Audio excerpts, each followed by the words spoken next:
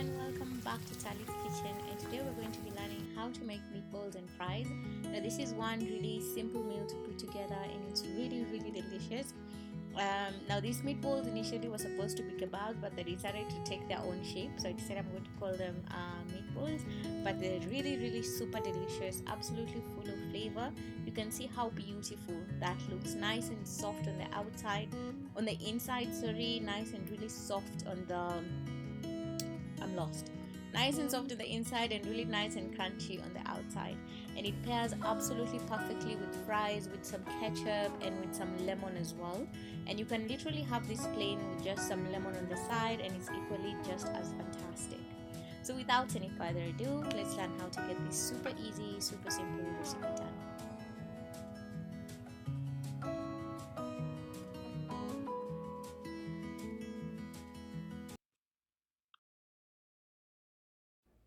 So I'm going to start here with my ingredients, and for today I'm going to be using my blender jug. So I'll be doing here 500 grams of minced meat. Next up I'm going to be adding here 1 large chopped onion and 3 whole chilies. Do skip the chilies if you do not like hot food.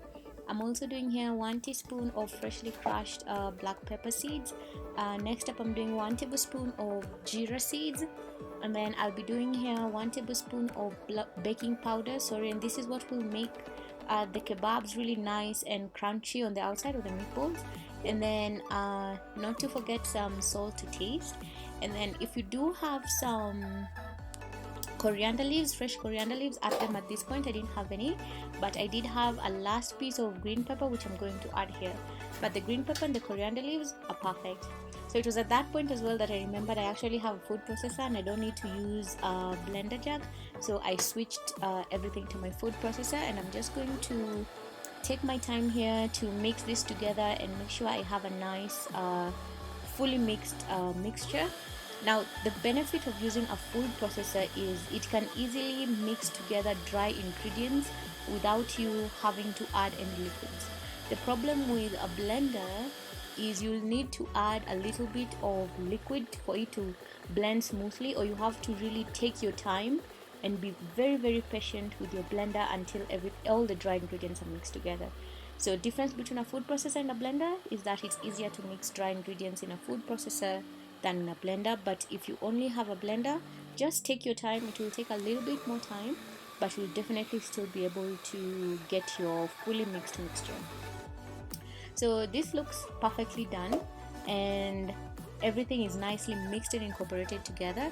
So I'm just going to go ahead and add this now to my bowl.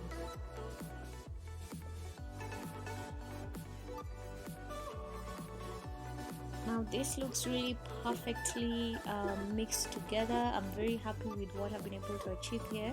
So lastly, I'm going to be adding to this 1 tablespoon of ginger garlic paste, and then I'll just go in with my nice clean hands and mix everything to combine.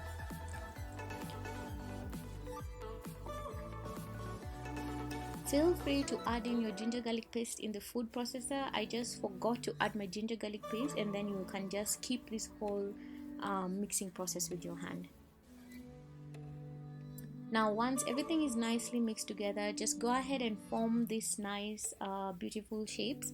Like I said here, I started out wanting to prepare some mini kebabs, so I was going for that sort of small sausage looking like shape, but I'll show you what happened to this, which is still okay, but so long as the taste integrity remains intact, then you're basically good to go. So right now I do have a pan of hot oil over medium heat on my stove so that it can get nice and hot in preparation for us frying this.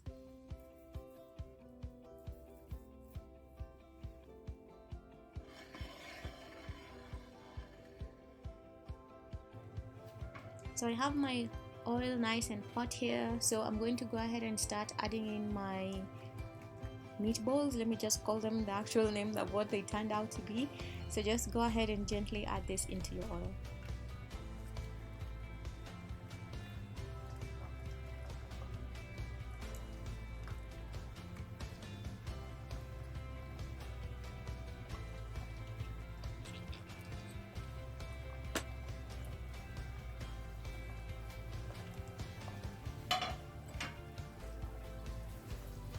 So we're going to go ahead and let this cook for a while, and because I'm going to be pairing this with some chips, my next course of action here is to go and chop my potatoes and cut them into chip like sizes. So we're going to leave this on the oil for a bit, and we're not going to move this until they form kind of a beautiful coating cover.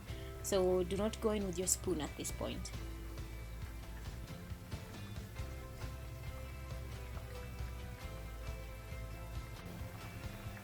So once they form a little bit of a solid cover, go in with your spoon and mix this together. Now it was at this point that they turned into meatballs because they could not maintain that sausage like shape that I made.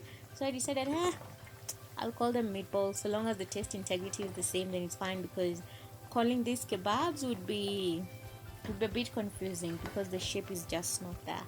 They decided to have a mind of their own and do whatever they want. They were like, nah, us, we want to be meatballs, and that's fine. So I'm going to let them cook until they turn this beautiful dark brown color, and then at this point I'm going to drain this from the oil and add this onto a paper towel so that they can drain out any excess oil.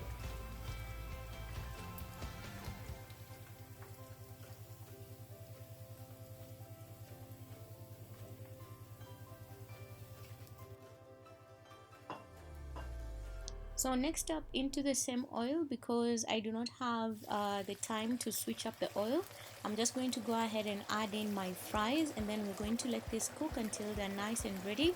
And you always check if your chips are ready with your spoon. They should feel a bit crispy, so but as they begin to cook, do not go in with your spoon, because then that's just when they begin to get soft.